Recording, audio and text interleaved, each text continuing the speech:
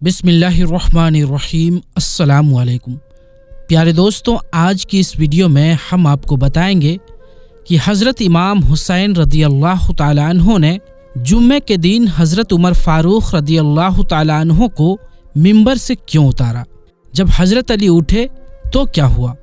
प्यारे दोस्तों, जब हज़रत इमाम हुसैन रदी अल्लाह तआला अन्हु की विलादत 5 शाबान 4 हिजरी को मदीना में हुई तो रसूलुल्लाह सल्लल्लाहु अलैहि वसल्लम ने आपके कान में आज़ान दी, मुंह में अपना लुआबे दहन डाला। फिर हुजूर ने 7वें दिन अपने नवासे का नाम हुसैन रखा, अकीका किया और सर के बाल मुंडवा कर उनके बराबर चांदी सदका की।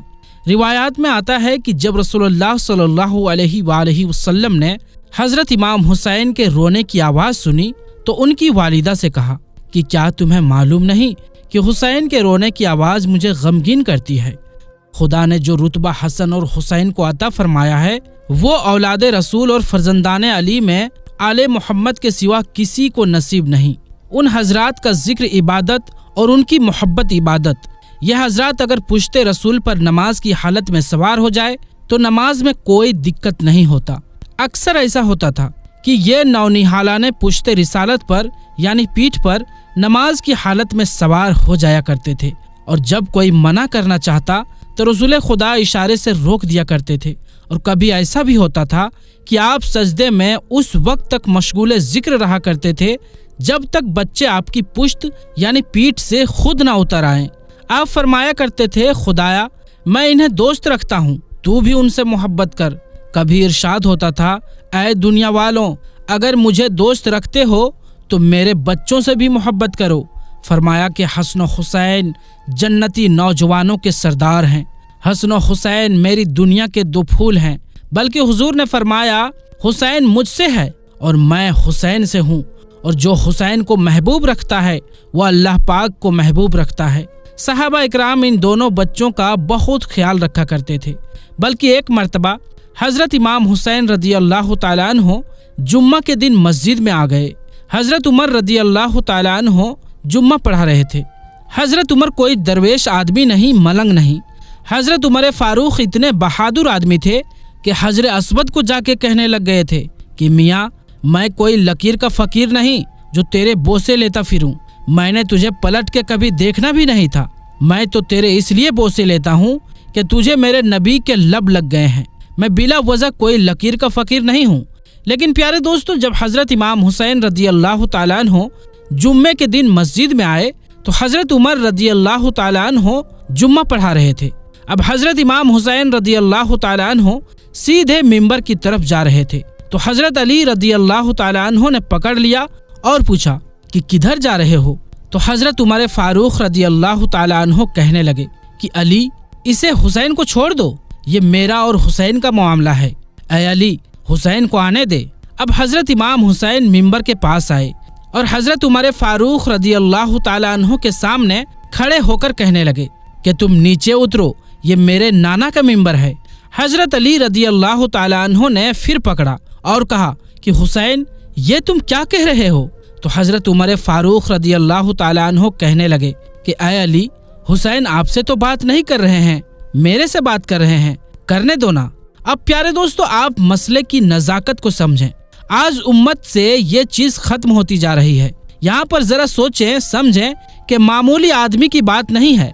हज़रत उमर रदी अल्लाह तआला अन्हु को कहा जा रहा है कि उतरो मेरे नाना के मिंबर से। जनाब हज़रत उमर फारूक रदी अल्लाह तआला अन्हु मिंबर से उतरकर नीचे खड़ा हो गए तो हज़रत इमाम हुसैन रदी अल्लाह तआला अन्हु फरमाने लगे, जाके अपने नाना के मिंबर पर बैठ। तो हज़रत उमर रदी अल्लाह तआला अन्हु फरमाने लगे, मेरे नाना का तो कोई मिंबर ही नहीं है यार, मिंबर बस तेरे नाना का ही है। मेरे नाना का मिंबर है ही नहीं तो मैं किधर जाऊं, कोई मिंबर नहीं है मेरे नाना का। जब ये अल्फाज कहे तो जनाब उमर रो पड़े और कहने लगे, मैं तो ऊँट चराने वाले का बेटा हूँ, मेरे नाना का मिंबर कहाँ से होगा। अब इमाम हुसैन रदी अल्लाह तआला अन्हु बड़ी मासूमियत से कहने लगे, कोई मिंबर नहीं है आपके नाना का। तो उमर कहने लगे कि कोई नहीं। अब हुसैन ने कहा कि चलो कोई बात नहीं, मेरे नाना के मिंबर पर बैठ जाओ। अब सैयदना उमर फारूक रदी अल्लाह तआला अन्हु दोबारा आए और मिंबर पर बैठकर फरमाने लगे, लोगों सुनो, मैं अपनी मर्जी से मिंबर पर नहीं आया, मुझे अबू बकर रदी अल्लाह ताला अन्हु ने बिठाया था, फिर मुझे इमाम हुसैन रदी अल्लाह ताला अन्हु ने उतारा, अब दोबारा मुझे हुसैन रदी अल्लाह ताला अन्हु ने बिठाया है, लिहाजा अब किसी में जुर्रत है तो मुझे उतार के दिखाए, है किसी में ताकत तो उतारे उमर को, इसलिए कि मुझे इमाम हुसैन रदी अल्लाह ताला अन्हु ने बिठाया है। बल्कि एक मर्तबा हज़रत उमर फारूक रदी अल्लाह ताला अन्हु ने हज़रत इमाम हुसैन रदी अल्लाह ताला अन्हु से फरमाया, आप कभी हमारे घर तशरीफ़ लाएं। लिहाजा कुछ दिनों के बाद हज़रत इमाम हुसैन रदी अल्लाह ताला अन्हु हज़रत उमर फारूक रदी अल्लाह ताला अन्हु से मुलाकात करने उनके घर तशरीफ़ लाए। हज़रत उमर फारूक रदी अल्लाह ताला अन्हु के साहबजादे हज़रत अब्दुल्लाह रदी अल्लाह ताला अन्हु से मुलाकात हुई तो उन्होंने कहा कि हज़रत उमर किसी काम से मसरूफ़ है और मुझे भी अंदर जाने की इजाज़त नहीं है। ये सूरत हाल देखकर हज़रत इमाम हुसैन रदी अल्लाह ताला अन्हु मुलाकात किए बगैर ही वापस तशरीफ़ ले गए। फिर कुछ अरसे बाद हज़रत उमर रदी अल्लाह ताला अन्हु से हज़रत इमाम हुसैन रदी अल्लाह ताला अन्हु की मुलाकात हुई तो हज़रत उमर रदी अल्लाह ताला अन्हु ने फरमाया, हुसैन क्या बात है, आप हमारे यहाँ तशरीफ़ क्यों नहीं लाए? हज़रत इमाम हुसैन रदी अल्लाह ताला अन्हु ने फरमाया, मैं आपसे मिलने के लिए आपके यहाँ गया था, लेकिन वहाँ जाकर मालूम हुआ कि आप फुर्सत में नहीं थे, यहाँ तक कि आपके साहबजादे हज़रत अब्दुल्लाह को भी आपसे मिलने की इजाज़त नहीं थी, तो मैं वापस आ गया। हज़रत उमर रदी अल्लाह ताला अन्हु ने फरमाया कि कहाँ मेरा बेटा अब्दुल्लाह और कहाँ आपका मकाम व मर्तबा, यानी जब आप तशरीफ़ लाए थे तो मुझे इत्तला भेज देते, यानी खबर पहुँचा देते, मैं अपना काम रोक देता और आपसे मुलाकात करता। उसके बाद फरमाया कि हमें जो इज्जत मिली है वो सब आप लोगों की वजह से मिली है। बल्कि एक मर्तबा हज़रत उमर फारूक रदी अल्लाह ताला अन्हु के बेटे ने अपने वालिद मोहतरम हज़रत उमर फारूक रदी अल्लाह ताला अन्हु से एक मौके पर शिकवा किया कि आप मुझे हज़रत हुसैन से कम वजीफ़ा देते हैं, हालांकि हम दोनों को बराबर वजीफ़ा मिलना चाहिए। रिवायात में है कि हज़रत उमर रदी अल्लाह ताला अन्हु ने इस पर नाराज़गी का इजहार किया और फरमाया कि तुम इमाम हुसैन रदी अल्लाह ताला अन्हु के साथ बराबरी की बात कैसे कर सकते हो? तुम उमर के बेटे हो और वो रसूलुल्लाह का नवासा है। अगर आज तुम्हारा बाप अमीरुल मोमिनीन है तो हुसैन के नाना की बरकत से है, इसलिए इस सोच को जहन से निकाल दो। प्यारे दोस्तों, सैयदना हज़रत उमर फारूक रदी अल्लाह ताला अन्हु और सैयदना इमाम हुसैन रदी अल्लाह ताला अन्हु के जिक्र में एक बात ये भी मिलता जुलता है कि दोनों बुजुर्गों की शहादत का ताल्लुक नमाज से है। हज़रत उमर फारूक रदी अल्लाह ताला अन्हु पर नमाज फजर के दौरान हमला हुआ था। रिवायात में आता है कि अमीरुल मोमिनीन ने मस्जिद नबवी में फजर की नमाज पढ़ाना शुरू किया। अभी वो अल्लाह अकबर कहे ही थे कि अबू लोलो मजूसी ने उन पर जहरीले खंजर से वार कर दिया, जिससे वो गिर पड़े।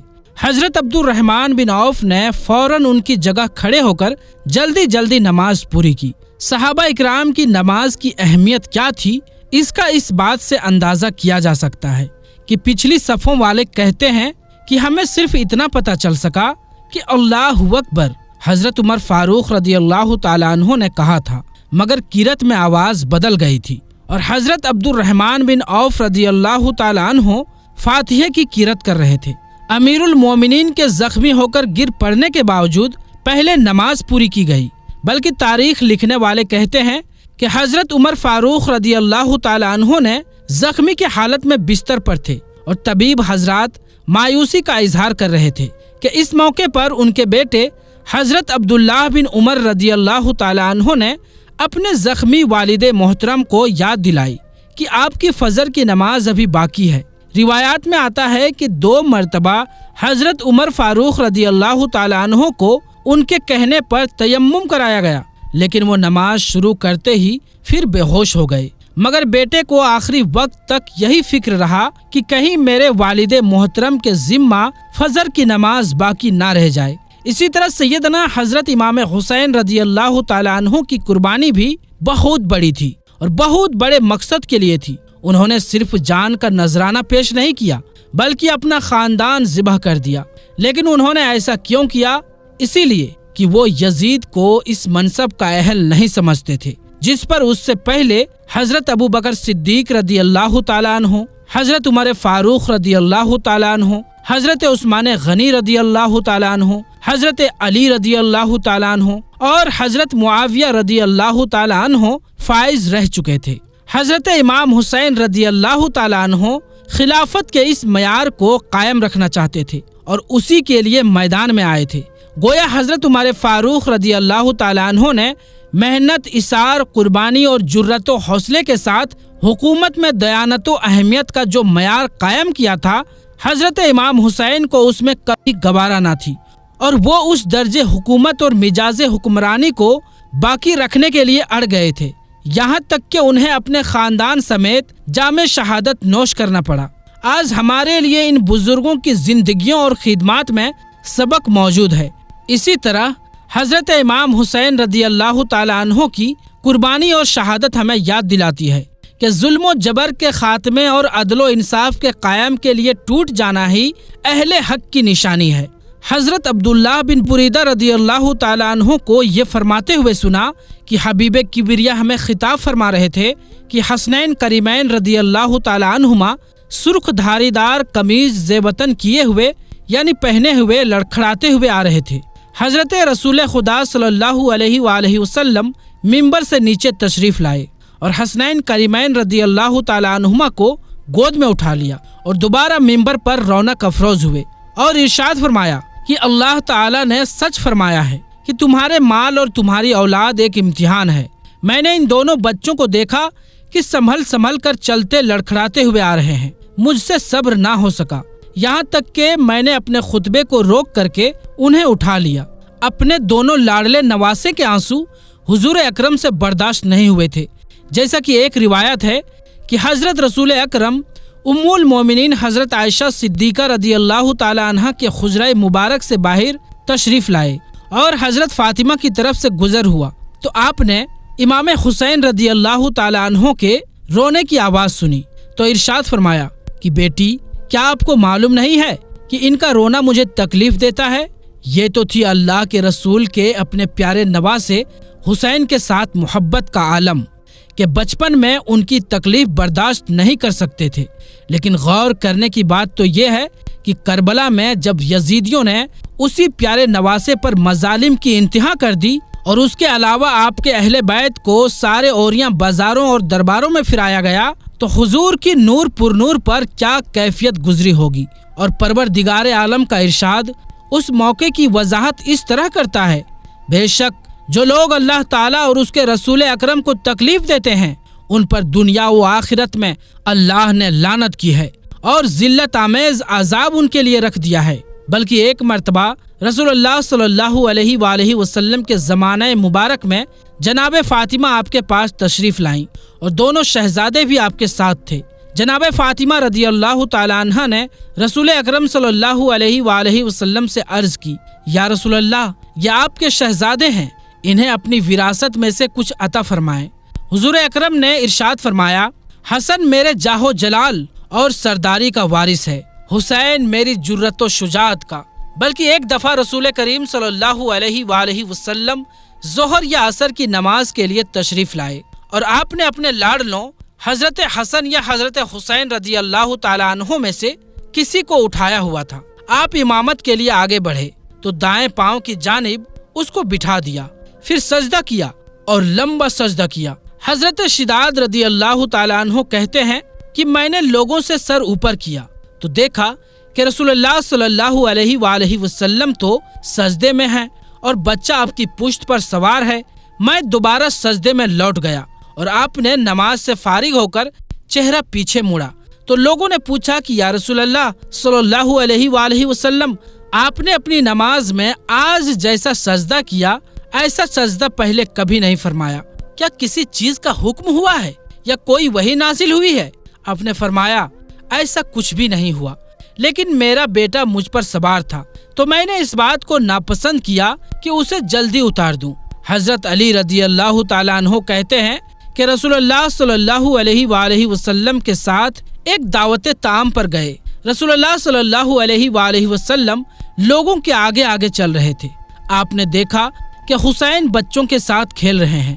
رسول اللہ صلی اللہ علیہ وآلہ وسلم نے انہیں پکڑنا چاہا تو وہ ادھر ادھر دوڑنے لگے۔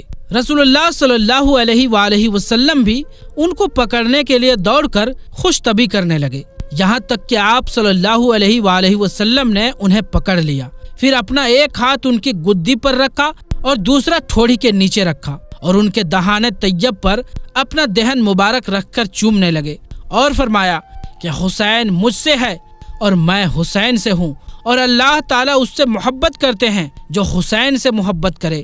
آپ رضی اللہ تعالیٰ عنہ خاندان نبوت کے چشم و چراغ اور باغ نبوت کے مہکتے پھول ہیں۔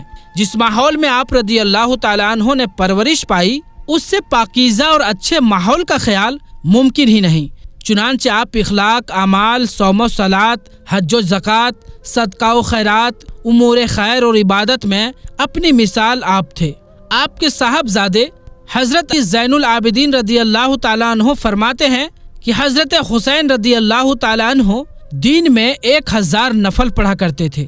اللہ تعالیٰ ہم بزرگوں کے درجات بلند سے بلند فرمائے اور ہم سب کو ان کے نقش قدم پر چلنے کی توفیق دے، اور اللہ تعالیٰ کی کروڑوں نعمتیں نازل ہو حضور خاتم النبیین حضرت محمد مصطفیٰ صلی اللہ تعالیٰ علیہ وآلہ وسلم کی پاک جماعت، صحابہ اکرام اور آپ کی آل و اولاد پر، جنہوں نے امت محمدیہ کو اپنے عمل سے اسلامی زندگی گزارنے کا بہترین طریقہ سمجھایا۔ دعا ہے کہ اللہ تبارک و تعالی ہمیں تمام صحابہ اور آل پیغمبر کی دل و جان سے قدر کرنے کی توفیق عطا فرمائے، آمین یا رب العالمین۔ تو پیارے دوستو، آج کی اس ویڈیو میں بس اتنا ہی، انشاءاللہ ملیں گے اگلی ویڈیو میں، تب تک کے لیے السلام علیکم، اللہ حافظ۔